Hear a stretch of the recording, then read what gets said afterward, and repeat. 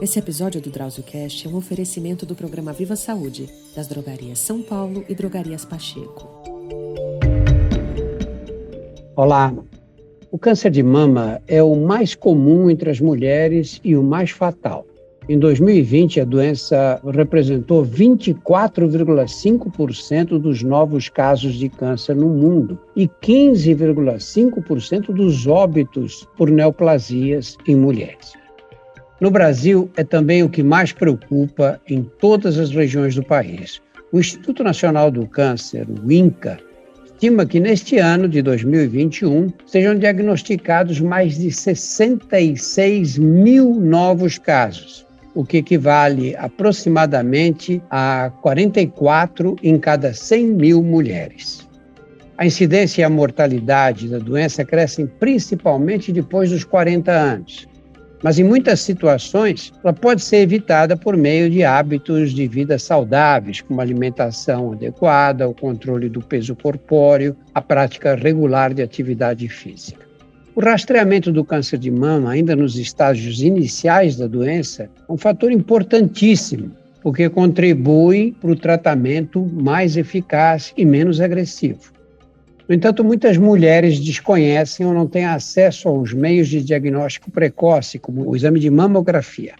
Para falar um pouco mais sobre esse assunto, nós chamamos a doutora Vanessa Saliba Donatelli. A doutora Vanessa é mastologista do Instituto Brasileiro de Controle do Câncer, o IBCC, e docente da Faculdade de Medicina da Universidade São Camilo. Seja bem-vinda, Vanessa. Bom dia, Drauzio. É um prazer estar aqui. Quero agradecer a oportunidade de falar sobre um tema tão importante como você descreveu agora, né? É uma doença bem prevalente entre as mulheres do Brasil inteiro e do mundo, né? Vamos começar explicando a natureza da doença de uma forma simplificada. O câncer de mama, como qualquer outro tipo de tumor, né, de câncer, nada mais é do que o desenvolvimento, uma proliferação, um crescimento desordenado de uma célula defeituosa, especificamente na mama. Em algum momento ali, aquela célula mamária teve uma alteração no crescimento celular e foi um gatilho, né, para o crescimento desordenado e a formação de um tumor maligno, levando à formação do câncer de mama. Na verdade, esse é o desenvolvimento e a fisiologia de qualquer tipo de tumor em qualquer órgão que pode atingir não só as mulheres, como também os homens. O câncer de mama também está presente entre os homens, é mais raro, mas também pode acontecer em homens e mulheres. As pessoas sempre perguntam a causa, né? Por que isso acontece de repente? Eu costumo falar que a causa exata, a etiologia exata do câncer de mama, infelizmente, ainda a gente não consegue determinar uma causa única. A gente sabe que há vários fatores de risco para o desenvolvimento do câncer de mama, e esses fatores são fatores modificáveis e fatores não modificáveis, né? Os não modificáveis, a gente leva em consideração a genética, né? Aproximadamente 10% dos cânceres de mama tem a carga genética influenciando a sua origem, né? Mutações genéticas em alguns genes específicos que levam à formação do câncer de mama. E os fatores modificáveis, os fatores de risco responsáveis por isso, como você já falou na introdução, tem a ver com os hábitos de vida. A obesidade, por exemplo, é um fator bem importante relacionado ao câncer de mama, o tabagismo, o alcoolismo, a falta de atividade física, né? Não estamos falando de atletas, estamos falando de atividade mínima por dia, pelo menos 30, 40 minutos de uma atividade física básica, uma caminhada, uma corrida. Pessoas que não praticam atividade física, pessoas que não têm o controle do peso corporal, que não têm bons hábitos alimentares, podem desenvolver o câncer de mama. Os pacientes que se procuram, em geral, desconfiavam que tinham câncer de mama ou a doença foi descoberta num exame de rotina? Na maioria das vezes, na grande maioria dos casos, aparecem alterações nos exames de rotina. Por isso que a gente insiste em tanto na ideia e na informação de que é preciso a gente fazer os exames de rastreamento, então a mamografia e o autoexame anualmente. A maioria delas aparece no meu consultório ou no Instituto Brasileiro de Controle do Câncer, trazendo algum exame alterado ou tendo a percepção de palpação de algum nódulo, de alguma alteração na mama, de alguma alteração no mamilo, de alguma alteração que foi notada por ela ou até mesmo pelo parceiro.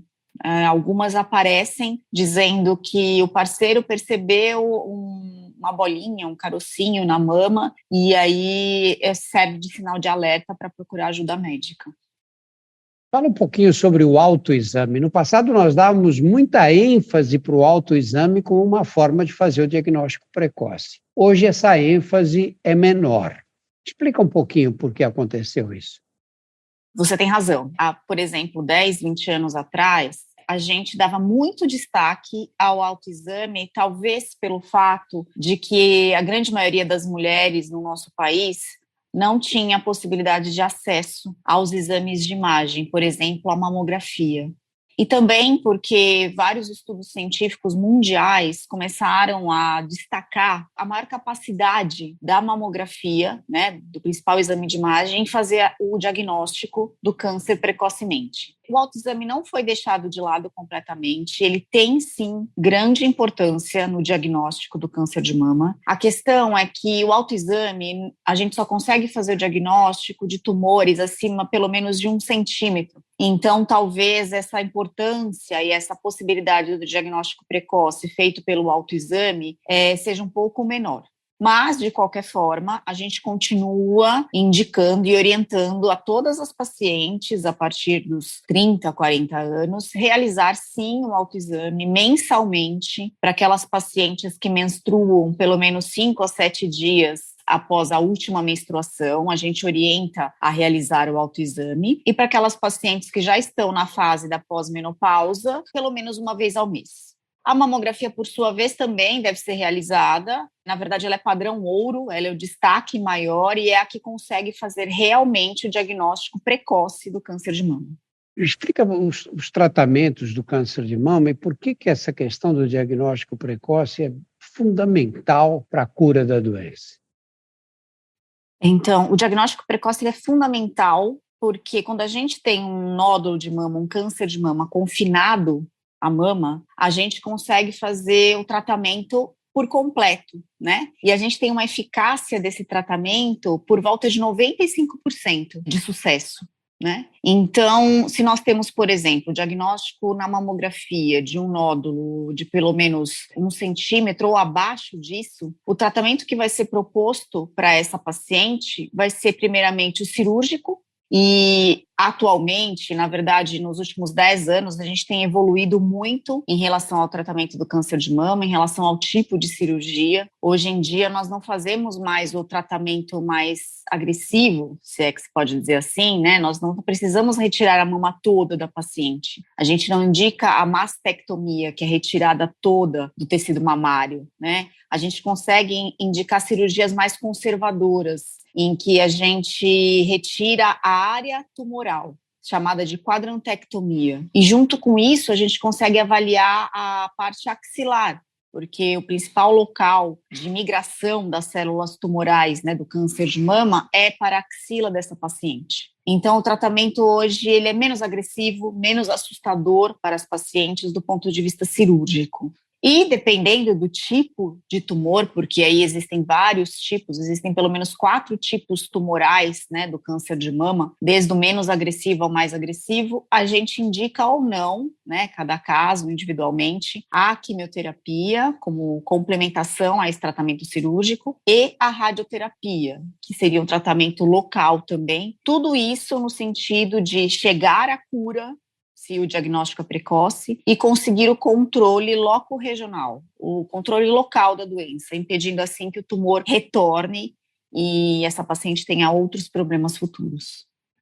Vanessa, no passado, todos os cânceres de mama eram considerados iguais e todas as pacientes recebiam o mesmo tratamento cirúrgico, né? Você podia ter um tumor de 1 centímetro ou de 5 centímetros, a mulher perdia a mama, perdia o músculo peitoral, esse músculo que fica embaixo da mama, e todos os linfonodos, os gânglios presentes na axila. E ficava a pele em cima das costelas, né, chamada mastectomia radical. Hoje nós sabemos que o que a gente chama de câncer de mama, na verdade, constitui diversas doenças, muitas vezes com grandes diferenças. Fala um pouquinho sobre essa diversidade.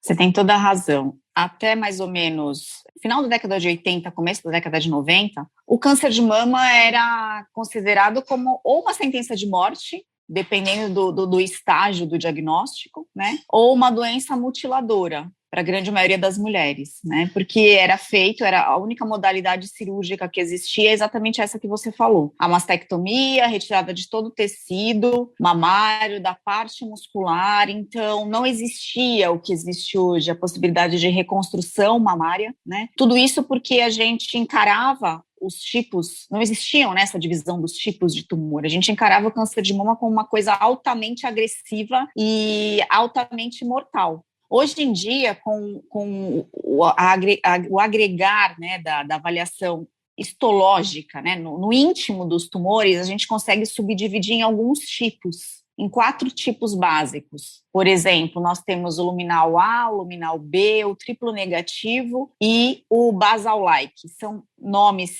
científicos, técnicos, mas que falam muito para a gente sobre a agressividade dos tumores, né? Tumores que são hormônio dependentes, que aparecem mais na faixa etária entre 60 e 70 anos, a gente consegue sim, hoje em dia, fazer uma cirurgia mais conservadora. A gente consegue retirar parte da mama ou a região exata do tumor. A gente não faz mais de primeira linha de tratamento o esvaziamento axilar, que é a retirada de todo o tecido axilar. A gente consegue fazer uma análise dentro da cirurgia somente de uma área da axila para ver se houve comprometimento ou não. E no mesmo tempo cirúrgico, na mesma cirurgia, uma coisa muito boa para as pacientes, porque elas saem da cirurgia sem esse estereótipo da mutilação, é a reconstrução mamária.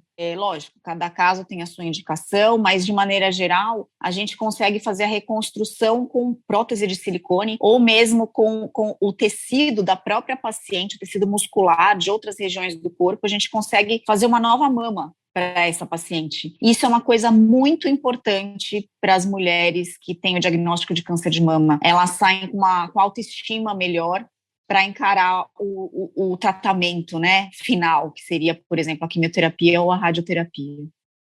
Você falou um pouquinho de autoestima, né, da saúde emocional. Os seios têm uma importância muito grande. A perda da mama ou, enfim, uma cirurgia que modifique a anatomia da mama costuma ter impactos muito pesados. Sim, com certeza. A mama, para nós mulheres, é o símbolo da nossa feminilidade. É o órgão que vai amamentar os filhos um dia, né, que vai nutrir os nossos filhos. Então, realmente, retirar esse órgão, essa notícia de que ela tem que retirar toda a mama, diminui muito a autoestima da paciente. Então, se a gente tem como melhorar essa imagem pós-cirurgia, com a reconstrução, explicando para ela que sim, a gente consegue manter esse órgão, mesmo que parcialmente, quando a cirurgia é mais conservadora, isso dá mais força, né, e para que ela enfrente o tratamento, né, por completo. Isso é uma coisa muito importante. Talvez para nós médicos, às vezes a gente não consegue determinar o tamanho do trauma e da dificuldade que a nossa paciente que está ali na nossa frente está passando, né? E se a gente consegue oferecer esse alento no tratamento, né? Essa coisa a mais no tratamento, às vezes isso é mais importante até do que, por exemplo, os efeitos da quimioterapia, enfim. O estar com a mama no corpo reconstruído é muito importante para os pacientes, porque dá feminilidade a ela, né? Hoje, todas as mulheres sabem que existe a mamografia, né? Mas há ainda um pouco de confusão de quando iniciar a mamografia, com que frequência ela deve ser repetida. Vamos discutir esse aspecto, né? É assim, existe sim uma diferença, né? Eu, como mastologista e com título de especialista pela Sociedade Brasileira de Mastologia, sigo sim as orientações da Sociedade Brasileira de Mastologia, da Federação Brasileira de Ginecologia e Obstetrícia, que, baseada em estudos científicos mundiais, orienta que toda mulher deve começar os seus estudos mamográficos, que deve começar a mamografia a partir dos 40 anos de idade. E esse exame ele deve ser repetido anualmente.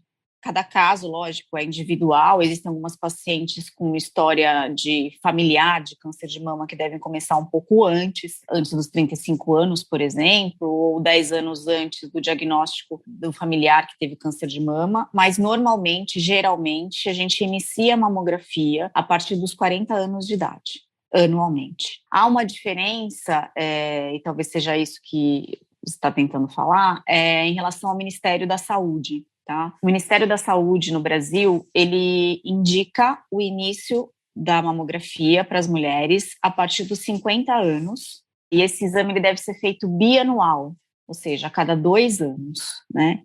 A justificativa do Ministério da Saúde diz que na faixa etária entre 40 e 50 anos existe a possibilidade de a gente fazer um super diagnóstico, né, de hiperestimar o diagnóstico do câncer de mama. De qualquer forma, a grande maioria dos mastologistas seguem as orientações das grandes sociedades, né, da Sociedade Brasileira de Mastologia e da FEBRASGO, que é a mamografia a partir dos 40 anos anualmente. Essa discussão é uma discussão muito importante, não é? Porque fica um pouco confuso. As pessoas, se o Ministério da Saúde manda fazer depois dos 50 anos, por que eu tenho que começar aos 40? Quanto por cento dos casos, Vanessa, de câncer de mama acontecem entre os 40 e 50 anos para justificar essa posição da sociedade? Falando em porcentagem, essa é uma porcentagem que vem aumentando. Entre 40 e 45 anos, a gente não conseguiu identificar ainda o porquê disso, mas a gente tem visto no dia a dia e mesmo nas estatísticas o aumento do número de cânceres de mama nas pacientes mais jovens, né? Hoje a gente tem nos grandes centros, por exemplo, pacientes entre 28 e 30 anos fazendo tratamento de câncer de mama. E normalmente nessas pacientes mais jovens, os tumores são mais agressivos. Em se falando em porcentagem, por exemplo, entre 40 e 45 anos, a gente tem mais ou menos 40 a 50% dos tumores de mama hoje em dia estão sendo diagnosticados nessa faixa etária. Então, por isso que as grandes sociedades defendem, sim, o início da mamografia a partir dos 40 anos de idade.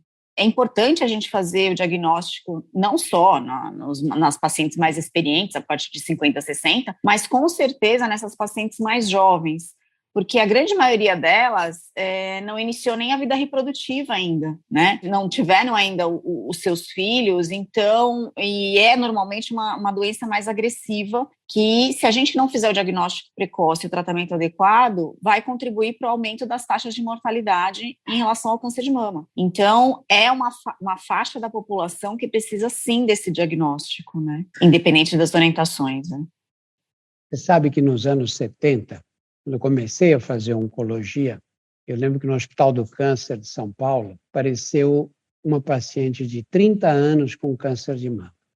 E ela virou uma curiosidade médica no hospital, porque era muito raro o tumor nessa faixa etária. Hoje, quantos pacientes cada um de nós viu aí com essa faixa dos 30 anos e até menos, não é? Realmente está havendo um aumento do número, né? As minhas pacientes no IBCC, em particular, a grande maioria delas, eu não sei por quê, que aparecem no meu ambulatório, a grande maioria são abaixo dos 40 anos, por incrível que possa parecer. Nos últimos 2 meses, 3 meses, eu operei 4 pacientes com 30 anos. Isso é muito para a faixa etária, né? A gente acha que sim, que a carga genética pode estar relacionada, mas muito mais os hábitos de vida, né? A gente tem tido um aumento do alcoolismo, infelizmente, entre as mulheres, do tabagismo, isso tem influenciado bastante. O Sistema Único de Saúde oferece a mamografia com facilidade para as mulheres, mesmo que não caiam exatamente na categoria defendida, que é aquela de mulheres acima de 50 anos, um exame a cada 2 anos? O que eu quero dizer é o seguinte: um médico no Sistema Público de Saúde recebe uma mulher de 42 anos, ele pode pedir a mamografia que ela consegue fazer? Na verdade, essa questão, né, do acesso à mamografia pelo SUS é bem heterogêneo no Brasil inteiro, né? A gente sabe, por exemplo, que na região sul e sudeste a gente tem uma grande concentração de mamógrafos, né? A paciente, sim, pelo Sistema Único de Saúde, pela Unidade Básica de Saúde, consegue fazer a mamografia mesmo fora da faixa etária dos 50 anos. Sim, a gente tem essa possibilidade de solicitar, por exemplo, uma paciente de 41 anos uma mamografia, isso na região sul e sudeste. Só que a gente sabe que nas regiões norte e nordeste, por exemplo, a porcentagem de mamógrafos de acesso a esses exames da população feminina é muito difícil, né? A gente tem uma concentração de mamógrafos na região norte mínima, por exemplo. Tem regiões como Acre, Manaus, em que não tem um mamógrafo para pelo menos 100 pacientes. Não existe esse acesso. Então, é uma coisa muito desigual, né? Então, a gente vem aqui falar sobre a necessidade de fazer mamografia anualmente, a partir dos 40 anos de idade, e a gente sabe que tem pacientes que vão estar ouvindo isso e vão pensar, poxa, mas eu não tenho nem um médico aqui na minha unidade básica para solicitar esse exame. Às vezes eu não tenho acesso nem ao exame de Papa Nicolau, como que eu vou conseguir fazer uma mamografia? Então a gente sabe dessa dificuldade, sim. Sempre é uma tentativa de nós médicos de tentar oferecer o melhor tratamento, né, para que essa paciente consiga a cura, mas a gente acaba esbarrando nessa dificuldade, sim, do tratamento, né, de conseguir fazer o diagnóstico precoce via mamografia. Às vezes acontece essa dificuldade, sim. Às vezes não, quase sempre. Né? Nós temos falado muito aqui da hereditariedade, né, da questão genética. Pouco tempo atrás, nós tivemos o célebre caso da atriz americana Angelina Jolie, que retirou preventivamente as duas mamas, né? Porque ela tinha um desses genes BRCA1, BRCA2, que são os genes que mais aumentam o risco de câncer de mama, embora haja outros, né? Explica um pouquinho essa questão desses genes e dessas cirurgias preventivas. A gente sabe que por volta de 10% do número total de tumores de mama malignos tem relação com a carga genética. Normalmente, são 2 genes mutados que essas mulheres apresentam. Eu vou falar aqui, o nome é o BRCA1 e o BRCA2. Especificamente no caso da Angelina Jolie, eram esses 2 genes que ela apresentava a mutação, né? Normalmente são pacientes que têm história própria de câncer de mama ou história familiar de câncer de mama, né? Então, a mãe teve câncer de mama, a tia, a prima, a irmã, são parentes normalmente de primeiro grau. E são nessas pacientes que a gente pode oferecer essa possibilidade de fazer o estudo genético, né? Então, é um exame que pode ser pedido tanto pelo mastologista quanto pelo geneticista. Na verdade, essas pacientes têm que ser acompanhadas com uma multidisciplinaridade, né, por vários especialistas, pelo oncologista, pelo geneticista, pelo ginecologista, pelo mastologista, porque, querendo ou não, nós vamos estar fazendo o diagnóstico de uma mutação genética que vai implicar em várias outras doenças, né, em vários outros tipos de tumor, não é só o tumor de mama. Ou a mutação do BRCA1 e o 2 pode vir junto com um tumor de ovário, por exemplo. Então, a gente tem que ter consciência na hora que a gente solicita esse teste de mutação genética, né? Bom, mas uma vez solicitado e uma vez com resultado positivo, para aquela mulher a gente pode oferecer e explicar que há possibilidade maior do que em relação à população em geral dela desenvolver um câncer de mama. Então, aí a gente oferece a cirurgia profilática, que nem você falou, que se chama adenomastectomia profilática. O que é essa cirurgia? Essa cirurgia nada mais é do que retirar todo o tecido mamário bilateralmente, né, dos 2 lados, preservando a pele da mama, o mamilo e a areola, mas a gente tira todo o tecido mamário, que é ali onde pode se desenvolver um câncer de mama. As taxas diminuem muito, a probabilidade de desenvolver um tumor, não é zerada a chance, porque sempre fica um resquício ali de tecido, a gente não consegue tirar completamente, porque senão tem chance de necrose, mas a taxa cai muito, né, para 5% aproximadamente. E na mesma cirurgia a gente reconstrói essa mama e a gente pode garantir para ela a menor possibilidade de desenvolver o tumor ao longo da vida.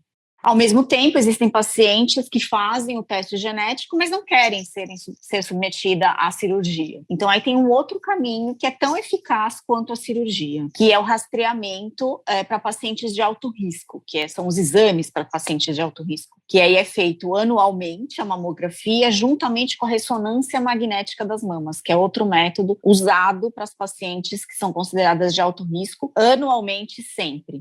Os estudos mostram que a eficácia é igual, tá? Tanto a cirurgia quanto o rastreamento com mamografia e ressonância. E isso acontece durante a vida inteira da paciente. Mesmo as que fazem a adenectomia continuam fazendo os exames de imagem e ressonância.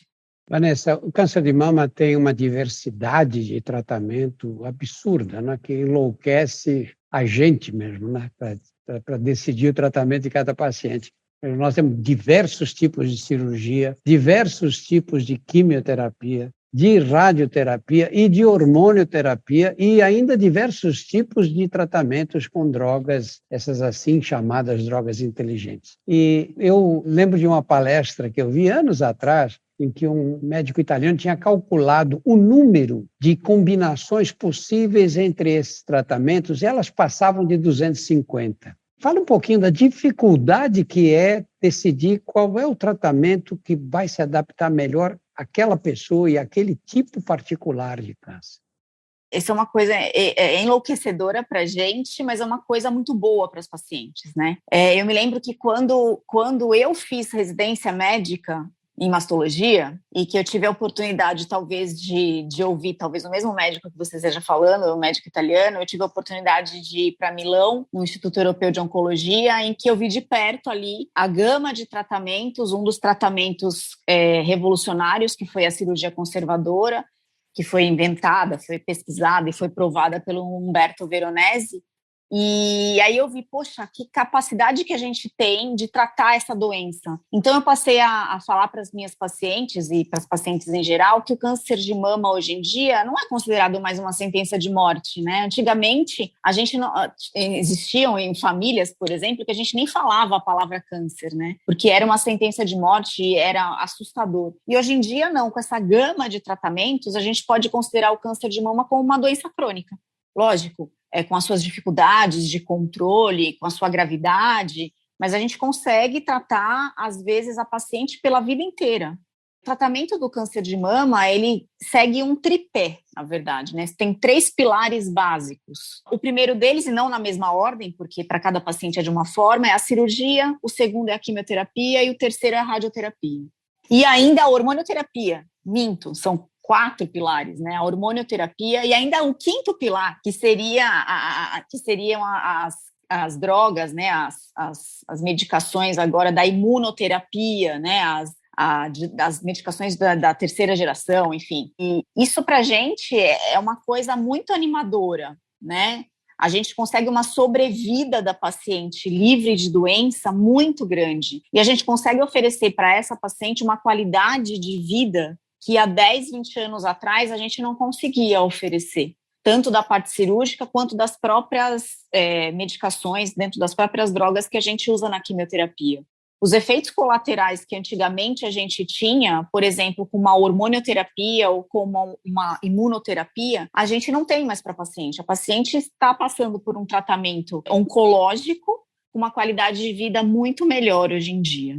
Isso é animador. Além do que, os índices de cura definitiva aumentaram muito em relação às décadas passadas, né? O número de casos, né, que nem você falou no início, aumentou, né, as estatísticas, as estimativas do INCA giram em torno de 66 mil, mas a gente não tem que ficar alarmado com isso. O raciocínio é o contrário. Os números de casos novos apareceram justamente porque as pacientes estão tendo mais informação em relação ao diagnóstico, na minha opinião, estão tendo mais acesso, lógico, com a diferença no nosso país, mas assim, enfim, estão tendo mais acesso aos métodos de diagnóstico, a mamografia, as informações em relação ao autoexame, a se conhecer, né? Então, a gente acaba aumentando mesmo o número de diagnóstico, mas de diagnóstico precoce e, consequentemente, a porcentagem de cura de em torno de 95%. Vanessa, muito obrigado por todos esses esclarecimentos. Foi um prazer ter você aqui com a gente. Obrigada, Drauzio. O prazer foi meu. Agradecer essa oportunidade. Fiquei muito feliz de conhecê-lo por aqui, de conversar, e estou sempre à disposição. Conte sempre comigo. Muito obrigado. No nosso portal você encontra mais de 100 episódios do DrauzioCast que versam sobre os mais variados temas. Conheça também os nossos outros podcasts, Porque Dói, Saúde Sem Tabu e outras histórias. Todos estão disponíveis nos principais agregadores. Muito obrigado pela atenção. Esse episódio do DrauzioCast é um oferecimento do programa Viva Saúde, das Drogarias São Paulo e Drogarias Pacheco.